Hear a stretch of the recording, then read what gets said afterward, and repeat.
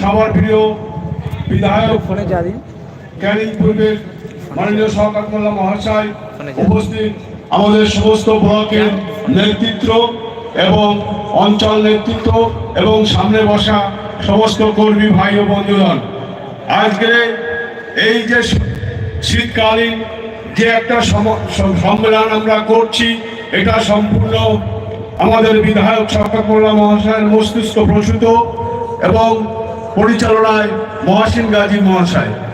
তো আমরা আজ এখানে এসেছি একটু কিছু বক্তব্য শুনবো এবং একটু খাওয়া দাওয়ার ব্যবস্থা আছে। আপনারা সুষ্ঠুভাবে বসুন, খাওয়া দাওয়া করুন এবং রাজনৈতিক বক্তৃতা আমি রাখবো না, আজকে আমার একটু অসুবিধা আছে। এই কথা বলে সবাইকে আন্তরিক শুভেচ্ছা জানিয়ে আমি আমার বক্তব্য শেষ করছি। জয় হিন্দ, বন্দে মাতরম। তৃণমূল কংগ্রেস জিন্দাবাদ, মমতা ব্যানার্জি জিন্দাবাদ, অভিষেক ব্যানার্জি জিন্দাবাদ এবং আপনারা আমার সবার জনপ্রিয় বিধায়ক মাননীয় শওকত মোল্লা মহাশয় জিন্দাবাদ।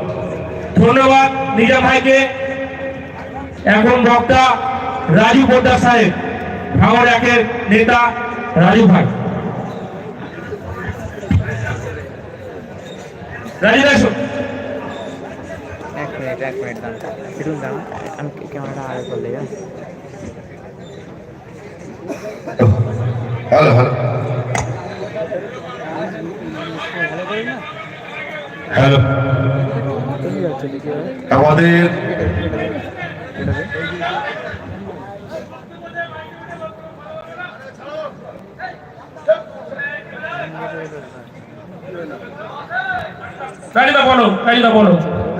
আজকে আমাদের এই সম্মেলনে সভাপতিত্ব করছেন আমাদের প্রিয় নেতা মহসিন গাজী।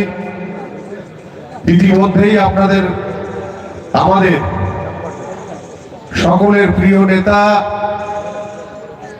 রাজ্য তৃণমূল কংগ্রেসের সাধারণ সম্পাদক, ক্যানিং পূর্বের সম্মানীয় বিধায়ক, ভাঙড় এবং সাতগাছিয়ার পর্যবেক্ষক, লড়াই সংগ্রামের সাথী আমাদের প্রিয় নেতা শওকত মোল্লা আমাদের মধ্যে উপস্থিত হয়েছেন এবং ভাঙড় একের মাটিতে লড়াই সংগ্রামের মধ্য দিয়ে যদি ভাঙড়ের মাটিকে উদ্ধার করে থাকে, ভাঙড়ের মাটিতে আবার যদি 2026 সালে এইসব সাম্প্রদায়িক শক্তির চোখে চোখ লেগে লড়াই করতে হয়, সেই নেতার নাম হচ্ছে শওকত মোল্লা। শওকত মোল্লা, শওকত মোল্লা, শওকত মোল্লা ছাড়া ভাঙড়ের মাটিতে আগামী দিনে লড়াই সম্ভব নয়। এটা আপনারা আবার নতুন করে প্রমাণ করে দিয়েছেন। কিছুদিন ধরে আজকে আমরা দেখছি যে ভাঙড়ের মাটিতে আবার নতুন করে কিছু কিছু নেতা ঘোলা জলে মাছ ধরবার চেষ্টা করছে। বন্ধু, ঘোলা জলে মাছ ধরে কোনো লাভ হবে না। 23 সালে বন্দুকের সামনে যিনি লড়াই করা শিখিয়েছেন, যে না থাকলে আমরা আজকে পঞ্চায়েতে দাঁড়াতে পারতাম না। ভাঙড়ের লোকসভায় আমরা সাম্প্রদায়িক দলকে 83,000 ভোটে হারাতে পারতাম না। তার নাম শওকত মোল্লা।